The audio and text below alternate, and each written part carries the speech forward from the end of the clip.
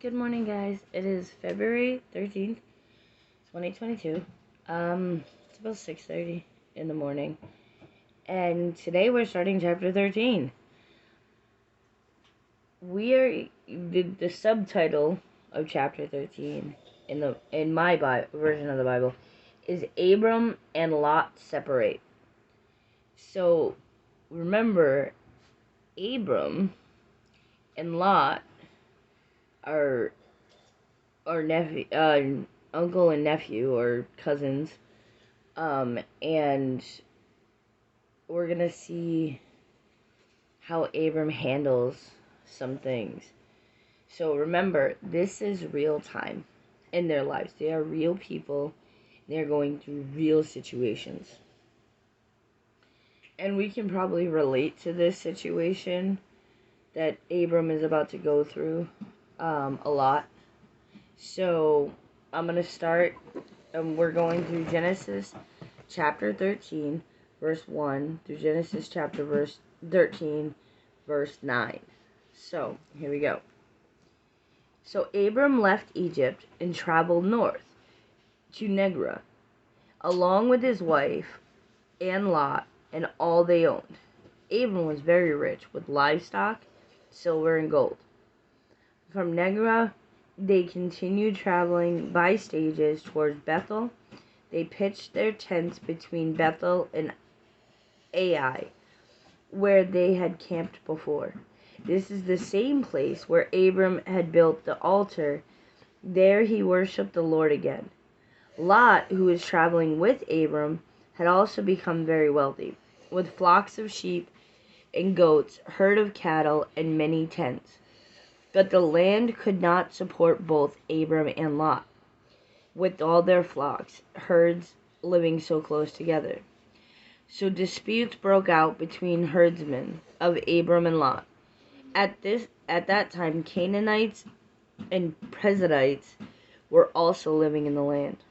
Finally, Abram said to Lot, "Let's not allow this conflict to come between us or our herdsmen. After all, we are close relatives.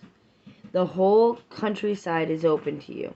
Take your choice of any section of the land you want, and we will separate. If you want the land to the left, then I'll take the land to the right. If you prefer the land to the right, then I'll take the left." That was a huge chunk of verses. But again, there's three main themes that we need to look at in all these verses. And the first one is that Abram comes right back to where God wanted him. He went to Egypt. He diverted from the plan. He went to Egypt, and because he went to Egypt, he did something that he probably wouldn't normally do in other situations. But he had a fear of famine. He had a fear of losing something. And so he tried to do it on his own. When he got back to where God wanted him to be, things seemed a little easier. There was a dispute. Here's the second thing. When it says, and this is just a little brief history of the time period. When it says that Abram and Lot were rich, they weren't only talking about the money that they had. They were also talking about the animals they had, the livestock, and all that stuff. And the reason that is considered rich is because these animals provide so much stuff. They provide meat, they provide skins for clothes and tents and things like that. They also, sheep provide wool. So they have all these things. They can also trade and sell the livestock if they need to. So they have a lot of earthly riches. But then we see really a teaching of Jesus, where instead of arguing and letting the two sides battle, they see the problem. The problem is the land can't sustain both of their livestock. So Abram says to Lot, go, but you can choose. It's your choice of which land you get. He's submitting himself, even though Abram is older, even though it is his right to take what he wants, he's submitting himself to Lot. And he's saying, I don't want this conflict. I want this conflict to end between our herdsmen, between the people who handle our animals. So I'm going to submit myself and I'm going to give you your choice of it. I'm going to give you the right that I have. Jesus teaches us to do this. Not because we should be a doormat. Not because of the fact that we should just allow other people to control us.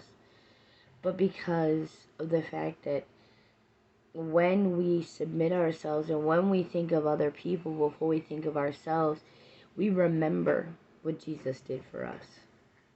We remember that he did the ultimate thing, thinking of us instead of thinking of himself. He went to the cross, but he didn't only go to the cross. He got beaten, maimed, he got ridiculed and spit on. Then he got hung on a cross to die. That was the ultimate submission. That was the ultimate, I'm going to put you first. And he teaches us because of that. We need to do that for others. We need to show others that it is okay to think about somebody other than ourselves. We live in a very me-centered society. What makes me happy? What I can do. Look at what I have. When there's so many people in the world who struggle with just simple basic needs. Food, water, medicine, all that stuff they struggle with.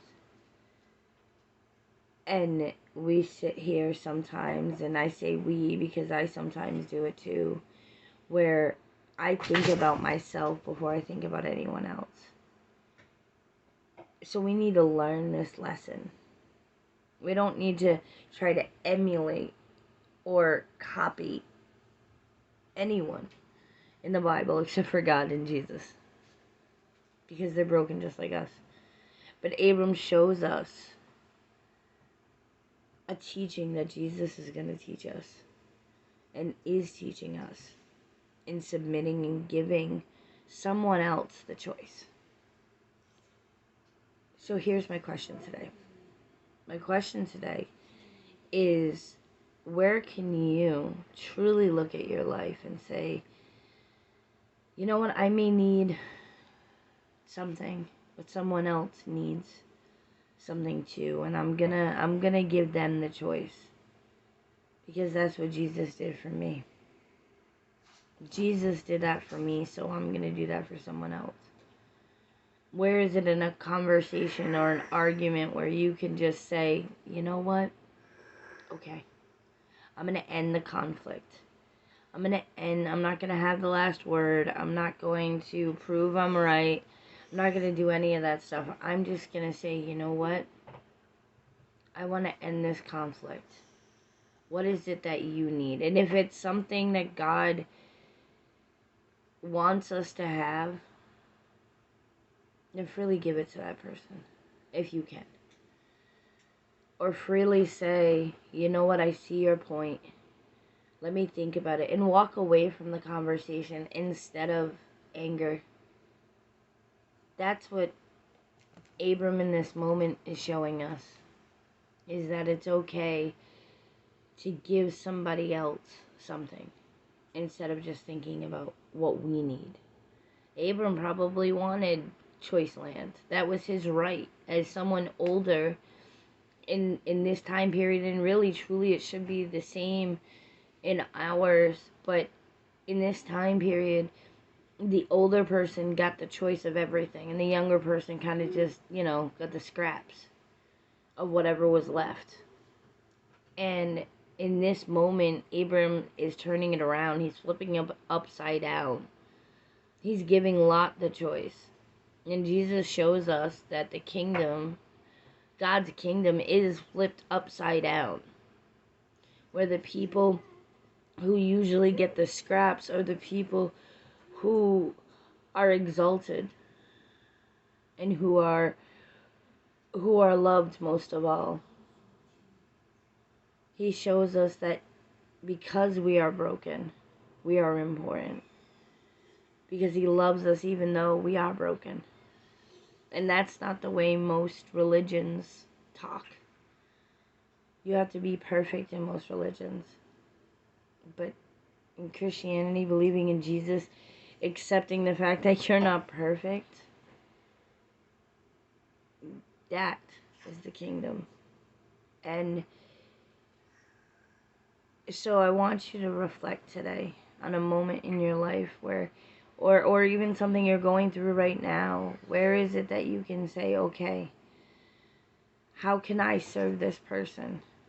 Don't, if it's physical violence or something like that, of course not. But if it's something like this, then I want you to truly think about it. I hope today you see Jesus in everything you do. And I hope you see God's promise everywhere. And I hope you can learn that it's okay to give to someone else the same thing you need. Because that person needs it also. I hope you guys have a wonderful day. And I'll see you tomorrow. Bye.